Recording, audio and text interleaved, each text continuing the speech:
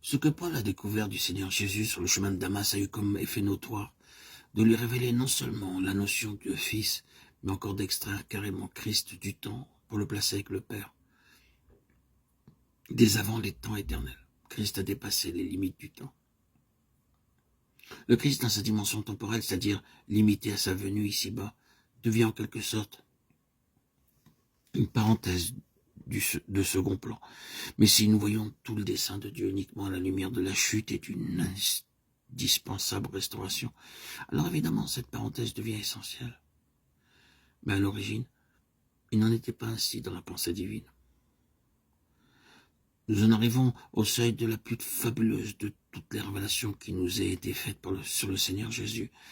L'effet produit par l'expérience de Paul sur le chemin de Damas, cette projection d'un Christ hors du temps et remontant au jour de l'éternité, devint, dans la conception de l'apôtre, intimement lié au dessein éternel de Dieu. Et dans ce dessein éternel, il n'y avait aucune trace de chute ou de rédemption. La chute et la rédemption représentent pour ainsi dire une dépression dans la trajectoire poursuivie par Dieu à travers les âges. Celle-ci devait être parfaitement rectiligne et il n'aurait jamais dû y avoir d'interruption ni de méandre. Mais à un moment donné, compte tenu de certaines contingences complètement étrangères au dessein de Dieu, cette trajectoire a chuté pour remonter ensuite et reprendre son cours normal. Les deux extrémités de ce parcours se situent spirituellement parlant sur un même plan. Si le cœur vous en dit, vous pouvez imaginer un pont qui enjambe cette dépression et le Christ en train de la combler. Si bien qu'en lui, la jonction est rétablie. Ce qui était prévu de toute éternité ne connaît donc aucune interruption. La venue de Christ ici-bas, ainsi que l'œuvre de la croix dans son intégralité, appartiennent à un autre registre. Elles ne se sont imposées qu'en raison de ces contingences. Quoiqu'en Christ, le dessein de Dieu subsiste d'éternité en éternité, il ne connaît ni interruption, ni cassure ou dépression. En Christ, point de hiatus. Venons-en maintenant à ces quelques paroles éloquentes prononcées par Paul selon le dessein éternel qu'il a réalisé par le Christ Jésus notre Seigneur. Appelé selon son dessein, Éphésiens 3, 11, Romains 8, 28.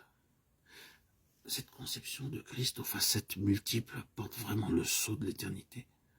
Le dessein et les conseils éternels dont nous avons parlé concernant l'univers dans son ensemble et l'homme en particulier. L'Écriture stipule clairement et de manière incontournable que ce plan de Dieu, où la rédemption ne figurait pas, avait pour objet son Fils Jésus-Christ et que ce plan conçu dans les conseils éternels de Dieu englobait la création des âges. Il y a encore d'innombrables siècles en perspective.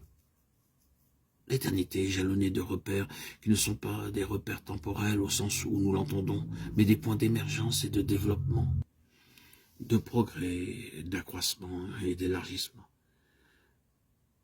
Si vous et moi étions nés le jour de la Pentecôte, et si nous avions survécu jusqu'au retour du Seigneur, nous n'aurions jamais épuisé tout ce qui est en Christ. Nous aurions certes découvert quelque chose, atteint un certain stade dans notre connaissance de Christ. Mais il nous aurait fallu un siècle de plus, dans des circonstances différentes, pour découvrir ce que nous n'aurions jamais pu découvrir dans le contexte de cette vie présente. Et une fois passé ce stade, de nouveaux horizons s'ouvriraient sans doute devant nous. Le surplace n'existera pas dans l'éternité. Son rôle est d'accroître son empire sans fin. Ésaïe 9, 6.